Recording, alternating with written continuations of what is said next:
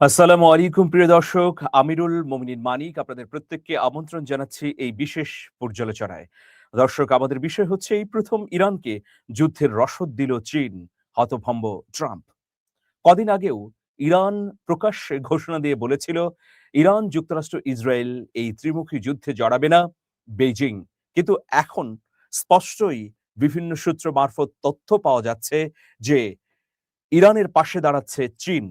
তাও কেবল প্রযুক্তি বা কৌশলগত অবস্থান থেকে নয়, বরং যুদ্ধক্ষেত্রে সরাসরি প্রভাব রাখতে বেইজিং এখন রসদও সরবরাহ করছে। সুতরাং এই তথ্যগুলোকে যাচাই বাছাইয়ের পরিপ্রেক্ষিতে টেলিগ্রাফ একটি প্রতিবেদন তৈরি করেছে। সেই প্রতিবেদনে বেশ কিছু চাঞ্চল্যকর তথ্য উঠে এসেছে প্রিয় দর্শক। এই মুহূর্তে যুদ্ধের পরিস্থিতি যদি বিশ্লেষণ করি বা সুপার পাওয়ার গুলো কে কোনভাবে ইরানকে সহযোগিতা করছে এবং বিরোধিতা করছে, তাহলে একটি স্টিল ফটো আপনাদেরকে দেখাতে চাই। এই স্টিল ফটোর মধ্য দিয়ে আসলে এটা স্পষ্ট হবে যে আসলে ইরান এই মুহূর্তে কি করছে। দেখুন, একটি ছবিতে দেখা যাচ্ছে যে ইরানের ইরানের প্রেসিডেন্ট মাসুদ পেজেশকিয়ানের হাতে একটি বক্স তুলে দিচ্ছেন ইরানের প্রেসিডেন্ট শি জিনপিং। এটি এআই দ্বারা তৈরি করা একটা স্টিল ফটো। আসলে প্রতীকী ফটো। পেছনে দাঁড়িয়ে আছেন ট্রাম্প। তিনি মাথায় হাত দিয়ে আছেন। যে ঘটনা কি?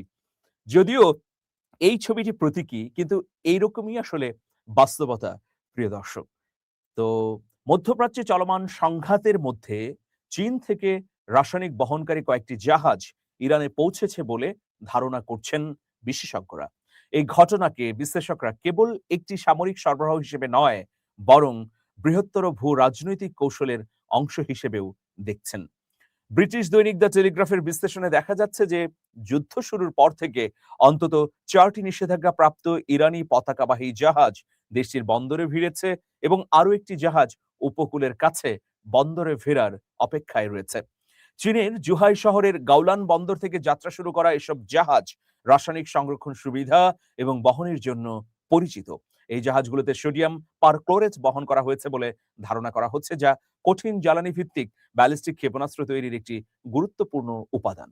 এই যে অসম যুদ্ধ, কেন অসম বলছি? একদিকে সুপার পাওয়ার মার্কিন যুক্তরাষ্ট্র এবং নিজেদের অস্ত্র নিয়ে অহংকার করা ইসরায়েল, তার বিপরীতে নিঃসঙ্গ ইরান। এই যে ১ মাসেরও বেশি সময় ধরে ইরান যুদ্ধ করছে, এই যুদ্ধের বুনিয়াদ স্থাপিত হয়েছে কিন্তু মিসাইল হামলার উপরে। ইরানের কাছে যদি হাজার হাজার মিসাইল না থাকতো, তাহলে এই যুদ্ধে ১ সপ্তাহের মধ্যে বিজয়ী হয়ে যেত মার্কিন যুক্তরাষ্ট্র, ইসরায়েল। কিন্তু ইরানের কাছে প্রকাশ্যে অপ্রকাশ্যে ভূগর্ভস্থ বিভিন্ন জায়গায় হাজার হাজার ক্ষেপণাস্ত্র রয়েছে। এক তথ্যে এটা নিশ্চিত হওয়া যাচ্ছে যে এখন পর্যন্ত ইরানের ৫০% সমরাস্ত্র ব্যয় হয়নি। তাহলে আগামী ৬ মাস যদি ইরান ধারাবাহিকভাবে যুদ্ধ চালিয়ে যেতে চায়, তাহলে তার অস্ত্র ভান্ডারের উপর নির্ভর করে তা সম্ভব। বিশেষজ্ঞদের মতে এই পরিমাণ কাঁচামাল দিয়ে শত শত ক্ষেপণাস্ত্র তৈরি সম্ভব। কোন পরিমাণ? যে পরিমাণ কাঁচামাল চীন থেকে ইরানে নিয়ে যাওয়া হয়েছে জাহাজে করে। ফলে এটি ইরানের চলমান সামরিক সক্ষমতা ধরে রাখার জন্য অত্যন্ত গুরুত্বপূর্ণ।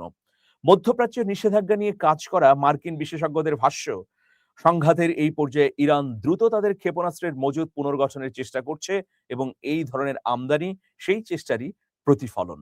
এদিকে যুক্তরাষ্ট্রের গোয়েন্দা সংস্থা সিএনএনকে জানিয়েছে যে ইরানের প্রায় অর্ধেক ক্ষেপণাস্ত্র উৎক্ষেপণ ব্যবস্থা এখনো অক্ষত রয়েছে, যা পূর্বের কিছু দাবির সঙ্গে সাংঘর্ষিক। এই প্রেক্ষাপটে নতুন করে কাঁচামাল আমদানি এটি ইঙ্গিত দিচ্ছে যে দেশটি তাৎক্ষণিক ক্ষতিগ্রস্ত হলেও পুরোপুরি উৎপাদন ক্ষমতা এখনো হারায়নি। বিশ্লেষকরা মনে করছেন ইরান হয়তো বিকল্প বা ছড়িয়ে থাকা উপাদান ব্যবস্থার মাধ্যমে কার্যক্রম চালিয়ে যাচ্ছে। নিষেধাজ্ঞা থাকা সত্ত্বেও এসব জাহাজ রাষ্ট্রায়ত্ত Islamic Republic on Iran shipping line গ্রুপের আওতাভুক্ত এবং তারা নজরদারি এড়াতে নানা কৌশল ব্যবহার করছে। এর মধ্যে রয়েছে জাহাজের স্বয়ংক্রিয় শনাক্তকরণ ব্যবস্থা বন্ধ রাখা, ভুয়া গন্তব্য দেখানো এবং নাম পরিবর্তন করা। বিশ্লেষকদের মতে অনেক বেশি নিখুঁত হয়ে ওঠা এই কৌশলগুলো আন্তর্জাতিক নজরদারিকে দুর্বল করে দিচ্ছে। এই সরবরাহকে সময়ের দিক থেকে খুব গুরুত্বপূর্ণ মনে করা হচ্ছে। কারণ চলমান সংঘাতে ইরান ব্যাপক হারে ক্ষেপণাস্ত্র ব্যবহার করছে এবং তাদের মজুদ দ্রুত কমে যাচ্ছে। একই সঙ্গে যুক্তরাষ্ট্র এবং ইসরায়েলের টানা হামলায় উৎপাদন অবকাঠামো ক্ষতিগ্রস্ত হওয়ারও আশঙ্কা রয়েছে। তাই এ ধরনের কাঁচামাল আমদানি করে ইরান আরো অন্তত কিছুদিন হামলা চালিয়ে যাওয়ার জন্য চেষ্টা চালাচ্ছে।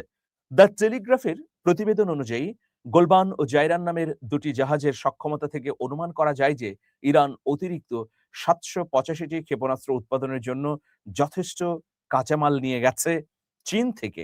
এর অর্থ হলো শুধু নতুন চালান দিয়েই যুদ্ধ পর্যবেক্ষক এবং বিশ্লেষকদের অনুমান অনুযায়ী ইরান আরো 1 মাস ধরে সহজেই প্রতিদিন 10 থেকে 30টি ক্ষেপণাস্ত্র নিক্ষেপ অব্যাহত রাখতে পারবে। চীনের ভূমিকা নিয়েও পশ্চিমা বিশ্ব থেকে প্রশ্ন তোলা হচ্ছে। চীন আনুষ্ঠানিকভাবে সরাসরি সামরিক সহায়তার কথা অস্বীকার করলেও বাণিজ্যিক পণ্যের আড়ালে এই ধরনের কাঁচামাল সরবরাহ অব্যাহত রেখেছে বলে বিশ্লেষকদের ধারণা। এতে একদিকে আন্তর্জাতিক চাপ এড়াতে পারছে ইরান, চীন, অন্যদিকে ইরানের সঙ্গে কৌশলগত সম্পর্ক বজায়ও রাখা যাচ্ছে। একই ধরনের কৌশল তারা রাশিয়ার ক্ষেত্রেও ব্যবহার করছে বলে অভিযোগ পাওয়া গেছে। তবে চীনের জন্য এটি একটি সূক্ষ্ম ভারসাম্য রক্ষার বিষয়। এর কারণ ইরান উপসাগরীয় অঞ্চলে হামলা চালাচ্ছে, যেখানে বেইজিং অবকাঠামো প্রকল্পে বিপুল বিনিয়োগ করেছে। প্রিয় দর্শক, এখানে চীন আর কিভাবে ইরানকে সহযোগিতা করছে এটাও স্পষ্ট করা দরকার। এটি তো কেবলমাত্র একটি উদাহরণ। এর বাইরে ইরান এ পর্যন্ত যতটা ক্ষতিগ্রস্ত হয়েছে, সেই ক্ষতিগ্রস্ত পুনর্গঠনের জন্যে, সেই অবকাঠামোগুলোকে ঠিক করে দেবার জন্যে ইতিমধ্যে বিপুল অঙ্কের অর্থ ছাড় দিয়েছে চীনের সরকার। এর বাইরে যে জায়গাগুলোতে মার্কিন যুক্তরাষ্ট্র এবং ইসরায়েল হামলা করেছে, ইরানের সেই সব জায়গা পুনর্গঠনের পাশাপাশি খাদ্য, ওষুধ সহ নিত্য প্রয়োজনীয় ব্যবহার্য জিনিসেরও যোগান দিচ্ছে বেইজিং। এছাড়া ইরানের অর্থনীতিকে সচল রাখবার জন্য ইরানের তেল খাতকে টিকিয়ে রাখতে যা করা প্রয়োজন সবকিছুই করছে চীন। একদিকে রাশিয়া যেমন গোয়েন্দা তথ্য দিয়ে সরাসরি যুদ্ধে সহযোগিতা করছে ইরানের জন্য, অন্যদিকে চীন এখন ক্ষেপণাস্ত্র তৈরির কাঁচামাল দিয়ে এই যুদ্ধে ইরানকে বিজয়ী হতে বিশেষ প্রণোদনা দিচ্ছে। এইরকম পরিস্থিতিতে ডোনাল্ড ট্রাম্পের কলিজায় হাত, মাথায় হাত। তিনি কিভাবে এই অবস্থা থেকে এখন বের হবেন, সেই উপায় খুঁজতে আসলে তিনি একবার তার প্রতিরক্ষা মন্ত্রীকে ধরছেন, আরেকবার তার পররাষ্ট্রমন্ত্রীকে ধরছেন, পাকিস্তানের দ্বারস্থ হচ্ছেন, ইউরোপীয় ইউনিয়নের দ্বারস্থ হচ্ছেন, আবার কখনো কখনো গোপনে বা প্রকাশ্যে রিসেপ তাইপ এরদোয়ানকেও বলছেন। নতুন খবর হচ্ছে পাকিস্তান, তুরস্ক, ভারত এবং কাতারের মাধ্যমে দুতিয়ালি সরে করেছেন ট্রাম্প। ট্রাম্প বলছেন ইরানের আকাশে মার্কিন যুদ্ধ বিমান ভূপাতিত হলেও এই আলোচনায় কোনো ক্ষতি হবে না। তার মানে ট্রাম্প নিজেই ক্ষতি মেনে নিয়েও এই আলোচনাটি টিকিয়ে রাখতে চান এবং স্বল্প সময়ের মধ্যে যুদ্ধবিরতি চান।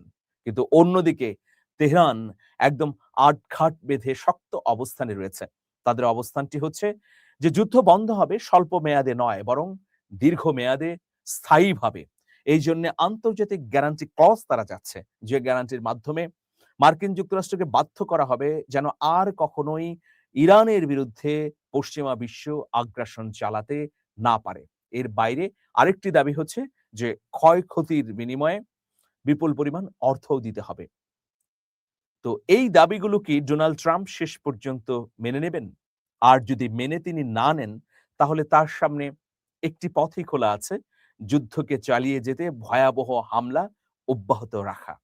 এই হামলা যদি মার্কিন যুক্তরাষ্ট্র এখন ইরানের উপর নতুন করে অব্যাহত রাখে, তাহলে পুরো বিশ্ব ব্যবস্থা ধ্বংসের মুখোমুখি দাঁড়াবে। একদিকে জ্বালানি সংকট, অর্থনৈতিক সংকট, অন্যদিকে নানাবিধ সংকটে নতুন প্রতিবন্ধকতায় বিশ্ব ব্যবস্থা এলোমেলো হয়ে যাবে। সেই পরিস্থিতিতে আমাদের মতো ছোট রাষ্ট্রগুলো না হয় ধ্বংসের মুখোমুখি দাঁড়াবে, কিন্তু সুপার পাওয়ার তারা কি টিকে থাকতে পারবে স্বাচ্ছন্দ্যে? তারা কি টিকে থাকতে পারবে তাদের অর্থনৈতিক অহংকার নিয়ে? এটাই কিন্তু এখন বড় প্রশ্ন। তেলের বাজারের ঊর্ধ্বগতিতেই নাভিশ্বাস ডোনাল্ড ট্রাম্পের। তিনি মাঝে মধ্যেই ইরানের যুদ্ধ বন্ধ হয়ে যাবে বলে মন্তব্য করে তেলের বাজারকে ফেকভাবে স্থিতিশীল রাখতে চান। তার মধ্যে যদি এই যুদ্ধ ধারাবাহিকভাবে চলতেই থাকে, তখন মার্কিন যুক্তরাষ্ট্র এবং পশ্চিমা বিশ্বের কি দশা হবে? সেই পরিণতির কথা ভেবেই হয়তো ডোনাল্ড ট্রাম্প ফ্রুটিকা খেয়ে সত্য কথা বলে দেবার মতো অনেক সময়ই তিনি নানা ধরনের গুরুত্বপূর্ণ তথ্য দিচ্ছেন। দেখা যাক শেষ পর্যন্ত কি ঘটে, প্রিয় দর্শক। সবাই ভালো থাকবেন। শুভেচ্ছা নিরন্তর। আল্লাহ হাফেজ।